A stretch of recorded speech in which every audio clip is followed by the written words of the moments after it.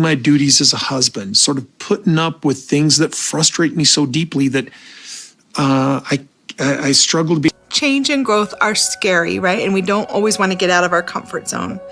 But when you do, I feel like it's the most... See where they're going with this. And they're both really calm. Publicly, what else is he gonna say? And that's the same thing Jen says. She says, Meri, he brought it on himself. You warned him. You told him in the email, hey, let's do this, or I'm gonna have to get some lawyers involved. Yeah. You won't believe the tea we're spilling today. From secret breakups to shocking lies, this is Unreal Tea. Hit subscribe before the drama starts. Welcome, everyone. Janelle's last laugh. The fall of Kody and Robyn's empire Sister Wives. The moment everything came apart. Janelle Brown, once the demure, dutiful wife, is now the surprise tempest. This wasn't merely a breakup. This was a televised reckoning. When Kody knocked on that door, he was anticipating awkward courtesy. What does he have? A full-tilt reality check. And while Robyn held on to the scraps of her carefully constructed story, TLC pressed delete. The once beloved favorite wife was edited out, quieted in the final cut. But why? And what happens when the women you've underestimated possess all the receipts? Stay tuned, because what you're about to hear is not a story. It's an uprising. The early sun filtered through the thin curtains of Janelle Brown's Flagstaff rental. It was silent, but something charged breathed through the air. Janelle stood in her kitchen wearing her comfortable frayed socks, filling a mug with hot water. She was immobile for the first time in years. Not asleep. Not exhausted.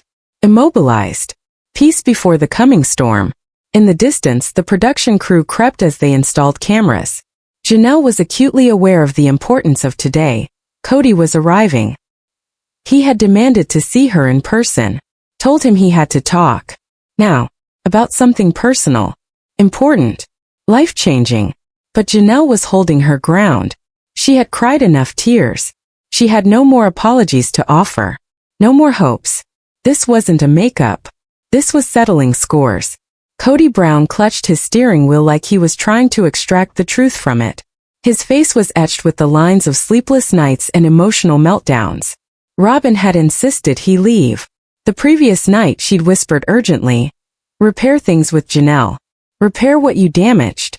Only Kody no longer even knew what he was attempting to repair. The family were dispersed. Shattered. Fragments of a shattered dream. He drove up to Janelle's house, breathed like a warrior stepping into the fray, and knocked. Janelle stood in the doorway with arms folded. Not unfriendly. Just done. Janelle, Kody started, his tone practiced. I've given this a lot of thought. I want to discuss us. Rebuilding. Beginning anew. I'm sorry. Robyn believes. Janelle's laughter cut through the quiet. It was crisp. Belly laugh. Genuine. Even the cameraman hesitated. So, Robyn believes, she parroted. That's your starting line? You're here because she invited you? That's your proposal. Kody was hurt and bewildered. You don't have to ridicule me, he growled. Oh, but I do, Janelle said, wiping a tear of ironic happiness. You put on a display of selecting her. You gave her the future, the money, and the keys. And now that it's falling apart, you come back crawling? Kody, I'm not your safety net. Kody gulped. He had nothing to say. Nothing that would carry any weight. I didn't intend it like that, he whispered. Janelle moved forward. The way. No. You made favorites, ignored our children, and shut the door on my voice.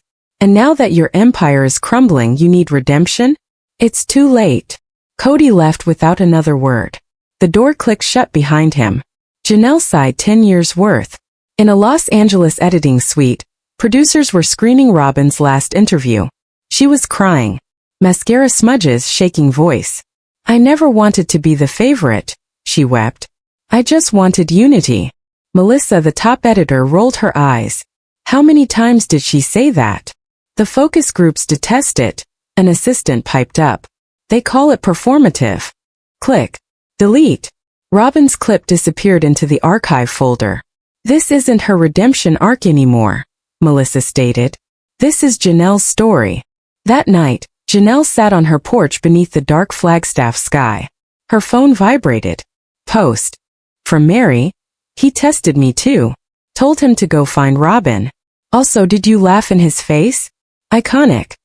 Janelle snorted and responded with, didn't know how finished I was until I heard it out loud. Another ping. Christine. Queen conduct. We just screened the raw cut. Robyn. Scrapped. It's your show now. Janelle gazed up at the stars, finally weightless. In the meantime, Robyn cried in a cut scene never intended for broadcast. I think Janelle would change her mind if we just tried harder. A producer's off-camera voice cut through the silence.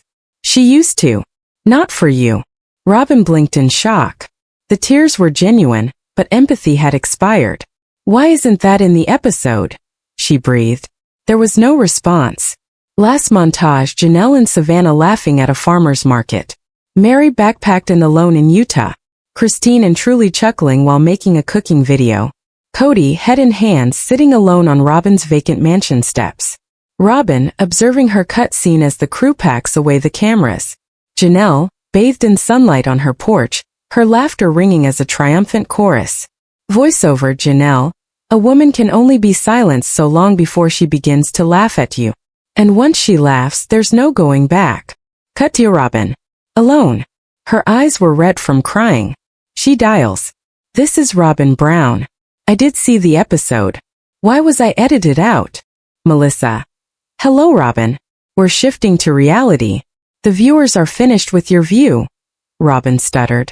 You're standing by her. No. We're standing by reality. Robyn dropped the phone. Alone once more. Forever. Cut to Christine and Janelle on Zoom. Christine. You laughed. On camera. I haven't seen anything better this season. Janelle.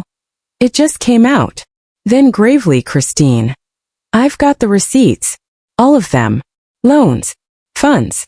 Screenshots. We go public. Not TLC's version. Ours. Janelle. You mean our voices? Christine. Exactly. They tried to silence us. We make noise they can't edit. Crosstown. Kody leaned in a half-furnished room. Bills unpaid. Calls not returned. He scrolled through TikTok. Janelle's laugh was everywhere. Memes. Tweets. Most satisfying TV moment of the year. Janelle's laugh had gone viral. Christine and Janelle created their own tell-all. No script. No TLC. Just facts. We were quiet for too long, Christine told the camera. We wanted to shield the family. But silence gave the wrong people power, Janelle continued. 45 minutes of flames. Receipts. Disparities. Emotional manipulation. Christine put an end to it. We're not angry. We're free. And finally, we're telling the truth. Meri had posted a threatening Instagram story. Some of us stayed quiet because we believed.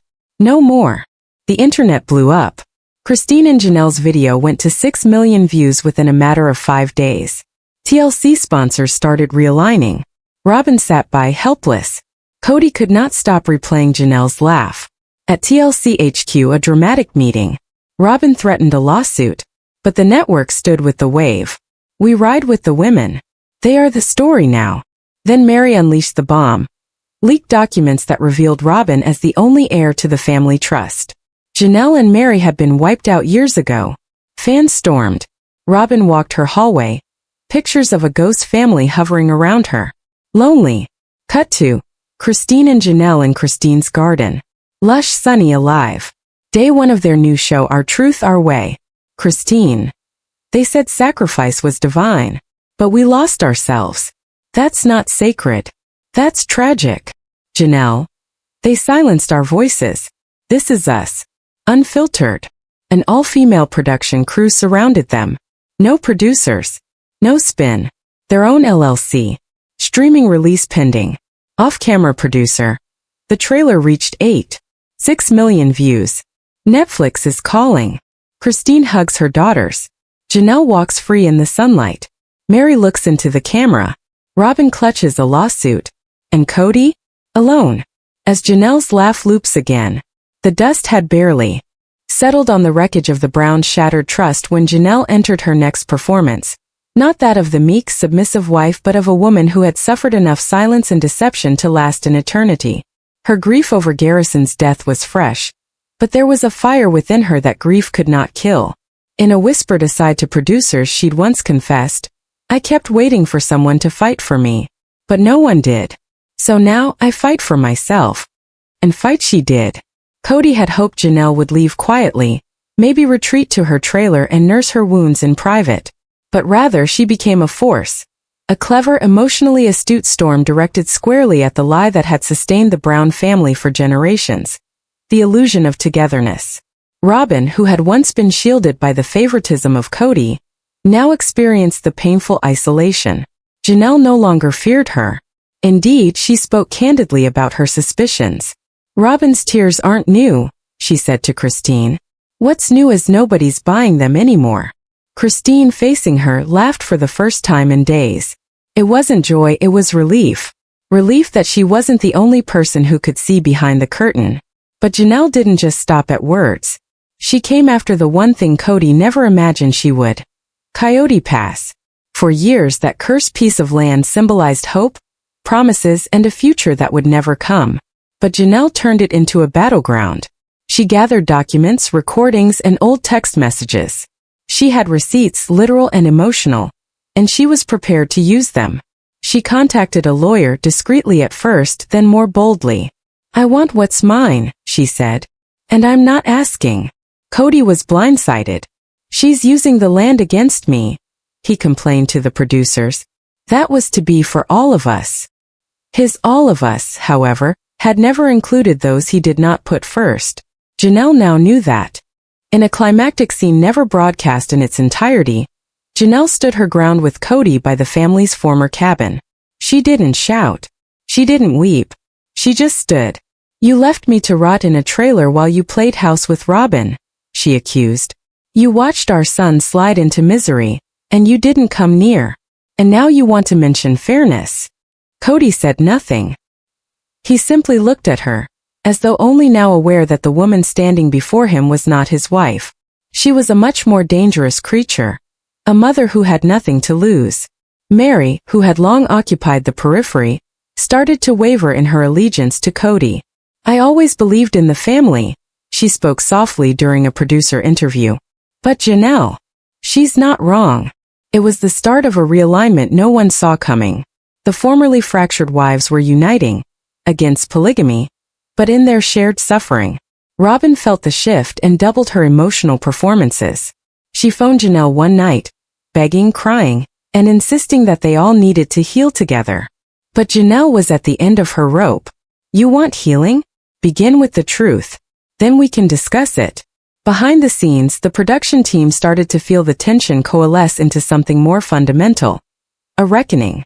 The story was no longer about the sister wives turning on one another. It was about the women awakening to the manipulation that had kept them trapped for so long. Janelle sat down with Christine and Meri separately. It was uncomfortable initially. Decades of dishonesty couldn't be undone overnight. But there was something charged in the atmosphere, like survivors picking up the pieces after the storm. They didn't see eye to eye on everything, but they all concurred on one reality. Kody was not who they believed him to be. While Kody became more and more unpredictable in front of the cameras, his tirades, previously dismissed as emotional, now showed a man losing it. "They're all ganging up on me," he growled at the camera. "I gave them everything." But the viewers weren't witnessing a change of a victim. What they were seeing was a narcissist getting called out. Behind it all was Janelle, mournful to be sure, but no longer silent. Her strength was not boisterous. It never had to be. It was in every choice she made, every limit she placed, and every lie she would not hear. With the season nearing the end of its episodes, fans could not shut up. Reddit forums went crazy. Twitter was on fire.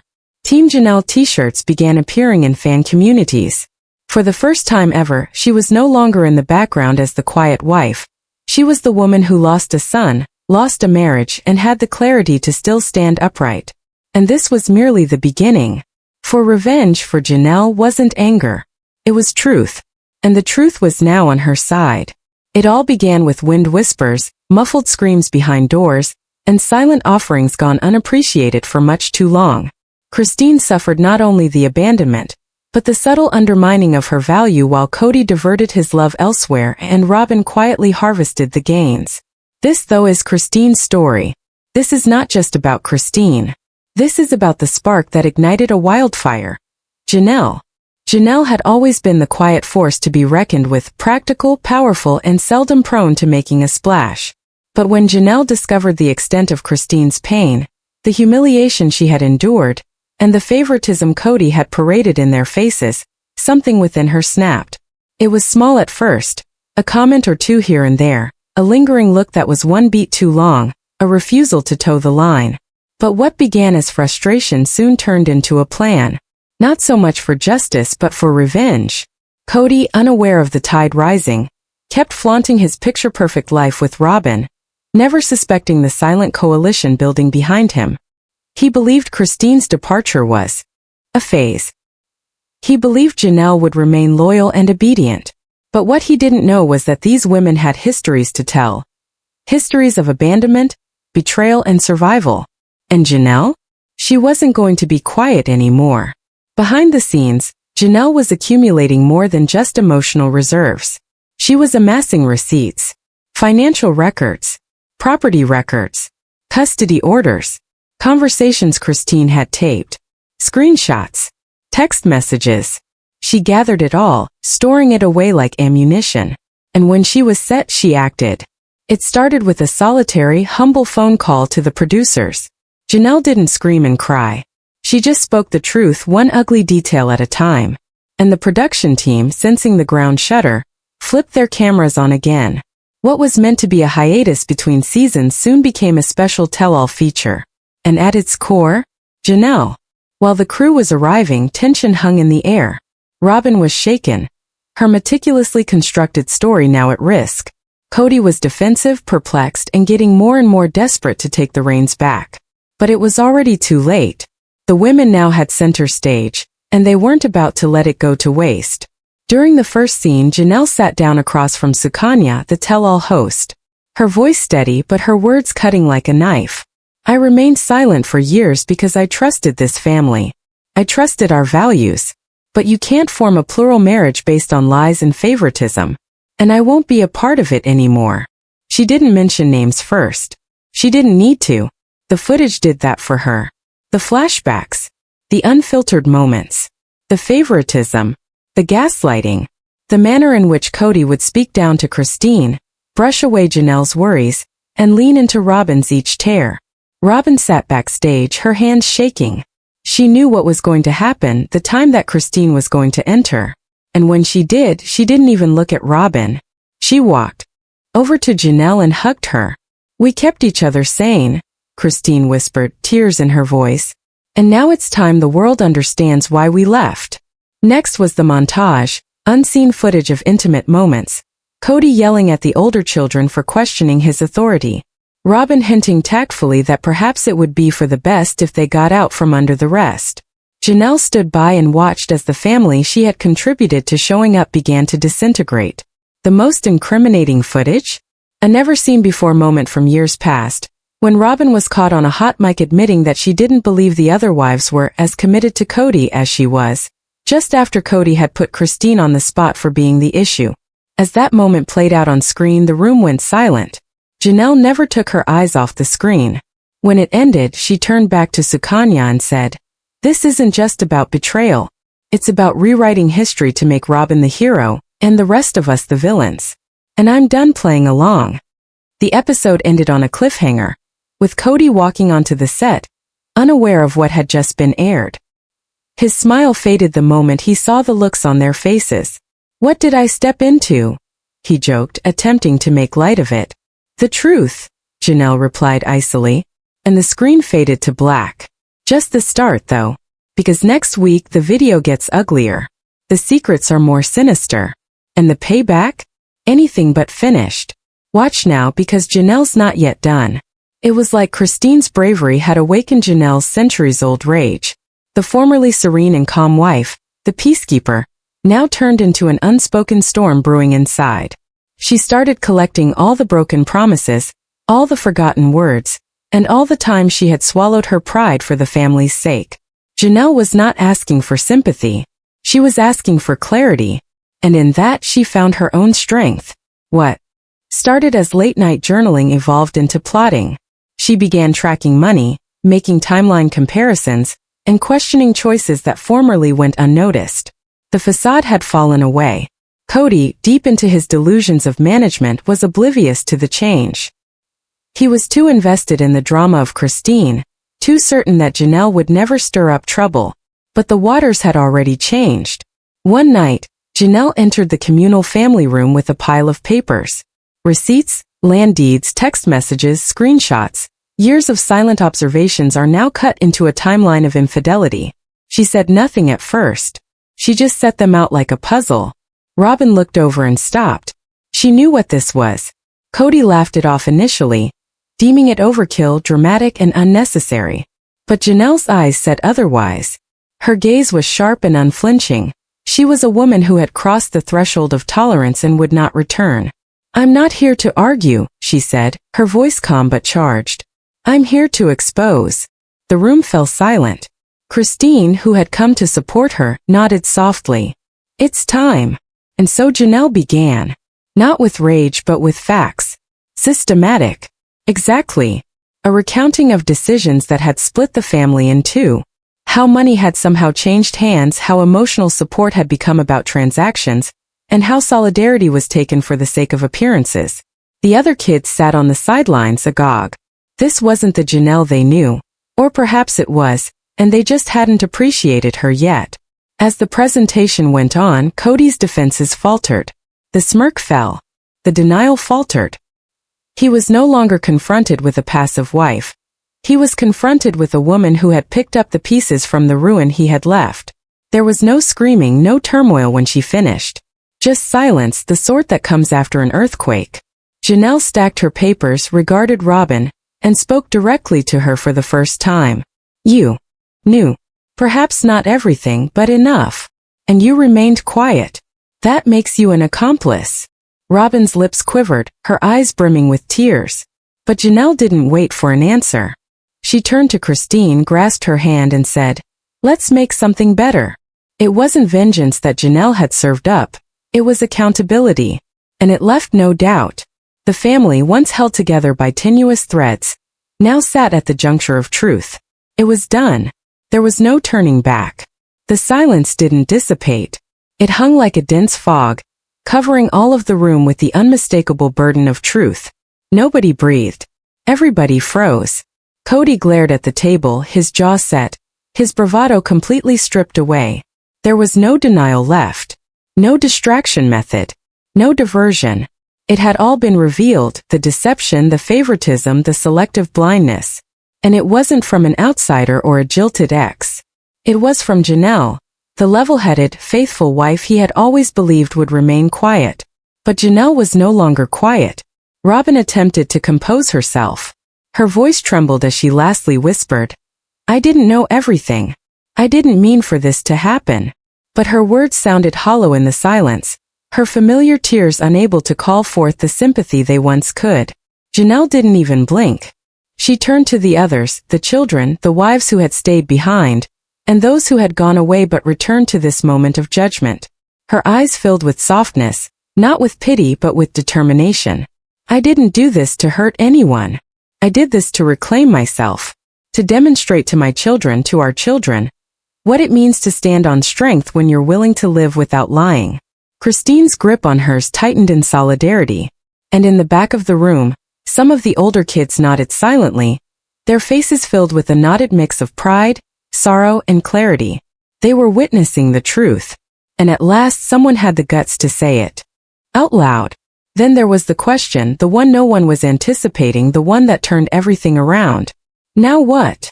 It was Gabriel who spoke. His voice was soft and calm, but his eyes blazed. Janelle stared at him and then slowly swept her gaze around the room. "Now we quit pretending. We quit acting. We begin to heal." Kody stood as if to regain control, but his posture was different now, smaller, defensive. "You're blowing things out of proportion," he muttered. "Families go through things. This isn't betrayal. It's just life." Janelle's reply was a whisper, but it cut sharper than any scream. No, this was calculated. And it cost us everything. She didn't wait for his response. There was no point. The truth had already landed. Over the next few days, things started shifting. Christine and Janelle sat with lawyers, not merely to clarify things legally but to break new ground. One grounded in truth and mutual respect. They began exploring land. Not Coyote Pass, not the graveyard of lost dreams, but fresh space, open land untainted by lies, where they could create their own lives. The children started to communicate to each other, to their moms, and to therapists. It healed slowly, but it had begun at last. Kody, on the other hand, was alone. The harder he worked at excusing, the more the fissures in his story revealed themselves. Even Robyn, entangled in the wreckage, had trouble keeping the fantasy alive. Her previously tight hold on Kody relaxed, not because she had stopped loving him, but because the man she loved no longer existed. He was a man with nothing but his pride left, although even that was beginning to desert him. A week later, one day, Janelle went out to the land that had once been a common vision. Coyote Pass lay still, vacant. Nothing but dirt and shattered blueprints. She walked the perimeter alone, letting the wind tangle through her hair. There wasn't any sadness, it was just clear. She took a small rock from the soil and tucked it into her jacket pocket, not as a keepsake but as a reminder of what she survived, of what she chose to leave behind. And as she walked away from the land, the camera would have caught her profile, serene, fierce, and determined. She wasn't merely walking away. She was walking toward something good, something genuine. The last shot wouldn't be of the ruined family. It would be of Janelle and Christine, side by side on a plot of land, blueprints in hand, for a house, a new legacy, a new type of family founded not on performance but on power, on truth, on sisterhood. And in that quiet, in that last moment of stillness, the true story began. This family's drama is far from over. So smash like if you're #TeamWives, subscribe for the next explosive update, and drop a comment below. Who do you think they will win? Stay shady, stay curious. And I'll see you in the next scandal. Kiss mark. Behind TLC Sister Wives out.